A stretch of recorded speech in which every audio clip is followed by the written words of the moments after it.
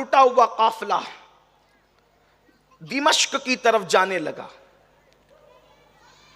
اور نیزے پر سر بلند تھے. دنیا نے دیکھا ہر شہید ہونے والا مرنے والے کا سر نیچے کیا دشمن نے. جس کو کاٹا پیروں میں رکھا, جس کو کاٹا زمین میں رکھا. لیکن یہ کربلا والوں کی شان ہے کہ دشمن سر کاٹ کے بھی نیزے پہ بلند کرتا ہے, اور سر حسین اور شہیدان کربلا بتاتے کٹ کر بھی آخر تم سے اوپر ہی ہے. یہ بلندی دی, خدا نے اہل بیت کو بلندی دی. دشمن بھی بلند کرنے پہ مجبور ہے, کیونکہ خدا جسے بلند کرے اسے نیچا کون کر سکتا ہے. سر اوپر ہے. قافلہ جا رہا ہے. ایک گرجا کے قریب سستانے کے لیے, آرام کرنے کے لیے یزیدی لشکر رکتا ہے. ایک راہب, عیسائی راہب جو عیسائیوں کا عالم تھا, وہ کبھی نہیں نکلا اپنے گرجا سے. اس دن وہ نکلا, اور نکلنے کے بعد اس نے کہا, بلکہ اس کے نکلنے کا بھی سبب یہ بنا کہ گرجا پہ ایک شعر لکھا ہوا تھا کہ جس نے امام حسین کو شہید کر دیا, کیا وہ یہ توقع کرتے ہیں کہ ان کے نانا کی شفاعت ان کو نصیب ہوگی, یعنی ان کو شفاعت ملنے والی. اپنے خلاف جب شعر دیکھا تو انہوں نے گرجا کے راہب سے پوچھا یہ کس نے لکھا. اس نے کہا کس نے لکھا مجھے بھی نہیں پتا, اتنا جانتا ہوں کہ عیسیٰ علیہ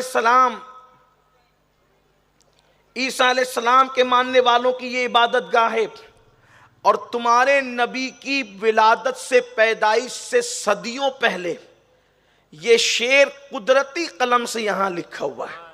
غیبی قلم نے لکھا ہے, کسی انسان کا لکھا ہوا نہیں ہے. گویا کہ پہلے سے معلوم ہے نا ساری چیزیں کہ ادھر سے بھی کچھ گزرے گا تو ان ظالموں کو عبرت ہو. تو اس نے کہا یہ کیا ہے, یہ جو میں سر دیکھ رہا ہوں یہ کوئی معمولی سر نظر نہیں آتے. تو ایک بدبخت نے کہا یہ حسین ابن علی کا سر ہے. تو کہا وہی جو تمہارے نبی کے نواسے تھے.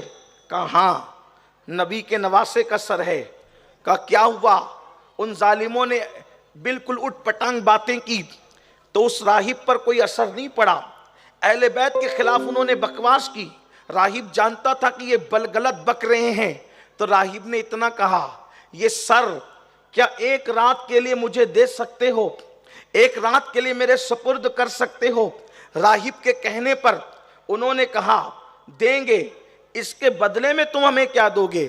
تو راہب نے کہا میری پوری زندگی کی جتنی کمائی ہے سب کمائی لا کر میں تمہیں دے دیتا ہوں, بس ایک رات کے لیے مجھے سر حسین چاہیے, صرف ایک رات کے لیے.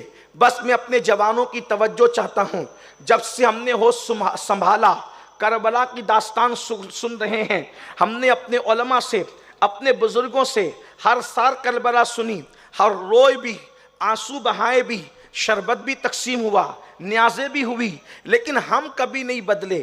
ہماری زندگی میں انقلاب نہیں آیا کیونکہ ہم نے واقعات کربلا کو صرف رسم سمجھا, ہم نے واقعات کربلا کو دل بہلانے کا سبب سمجھا. لیکن سنو حسینی فیضان کسے کہتے ہیں, حسینی فیضان کیسے انقلاب لاتا ہے, کربلا کی عقیدتیں کیسے بدلتی ہے انسان کو. راہب ہے, عیسائیوں کا پیشوا ہے, عیسائیوں کا رہنما ہے, عیسائیوں کا عالم ہے. دیکھو کسی مذہب کے عالم کو بدلنا آسان نہیں ہوتا, عوام مذہب تبدیل کرتی ہے, عالم لوگ کسی بھی مذہب کے بہت جلدی سے مذہب تبدیل نہیں کرتے کیونکہ وہ پیشوا ہوتے ہیں, وہ اپنی قوم کے قائد ہوتے ہیں, وہ اپنی قوم کے امام ہوتے ہیں, تو بہت جلدی سے وہ مذہب تبدیل نہیں کرتے. مگر اللہ اکبر, جب اس شخص نے کہا, اس راہب نے کہا یہ تمہارے نبی کا, تمہارے پیغمبر کا نواسا ہے, کیا ایک رات کے لیے تم یہ سر مجھے دے سکتے ہو, اس کے بدلے میں اپنی پوری زندگی کی کمائی دے دوں گا.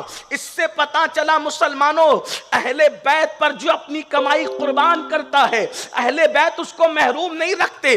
دینے والا اپنی حیثیت کے مطابق ان کی ذات پہ خرچ کرتا ہے.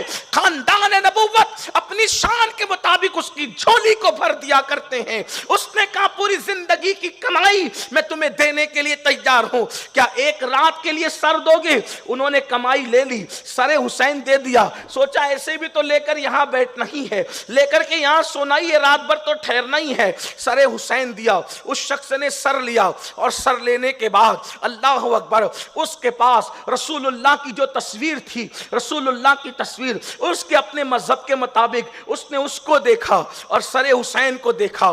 حدیث میں آتا ہے امام حسین اپنے نانا کے بہت مشابہ تھے، امام علی مقام اپنے نانا مصطفیٰ جان رحمت صلی اللہ علیہ وسلم کے ہمشبی تھے، بہت چہرہ ملتا جلتا تھا۔ ایک حدیث میں یہ بھی ہے، صحیح کی حدیث میں ہے، اللہ اکبر اس نے دیکھا اور اللہ اکبر ہم شبیہ پیغمبر کو دیکھ کر جو چہرے پہ خون گرد و غبار تھا وہ صاف کیا، عطر لگایا اور پوری رات کھڑا رہا، پوری رات کھڑا رہا۔ اس راہب کا بیان ہے، میں اس گرجے میں جا کر کے آیا ہوں، میں نے اپنی آنکھوں سے اس پتھر کو بھی دیکھا ہے جہاں پر وہ پتھر ہے، ابھی بھی وہ پتھر ہے جس پر وہ سر رکھا تھا اس نے، وہ پتھر ابھی بھی اپنی جگہ پر ہے، اس کو ایک احاطے میں کر دیا گیا ہے، اور اب وہ گرجا نہیں ہے بلکہ الحمدللہ وہ گرجا نہیں ہے، گرنے کی جگہ نہیں ہے بلکہ اب تو وہ اٹھنے کی جگہ ہے۔ قوموا للہ قانتین، وہ مسجد بن چکی ہے۔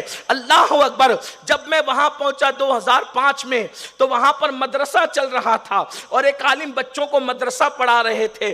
تب اس کے بعد جو ہے میرے ساتھ بہت سارے لوگ تھے، ہم نے اس پتھر کی بھی زیارت کی اور اس جو ہے وہ مسجد کی بھی زیارت کی جو پہلے گرجا تھی۔ اللہ اللہ، وہ رات بھر ہاتھ باندھ کر کھڑا رہا۔ اس کا بیان ہے کہ میں نے دیکھا سر حسین سے لے کر میری چھت تک اور چھت سے لے کر آسمان تک نور کی کرنیں میں نے دیکھی۔ اللہ اکبر، پھر میں حسین اور حسین کے نانا پر درود پڑھتا رہا۔ جب آخری پہر آیا تو سر حسین میں لبوں کو جنبش ہوئی اور اس نے کہا کہ کھڑے ہو کر اب کرتا کیا ہے؟ جو ہماری خدمت کرے ہم اسے کافر رہنے نہیں دیتے، کلمہ پڑھ اور مسلمان ہو جا، اور کلمہ پڑھا کر اسلام تک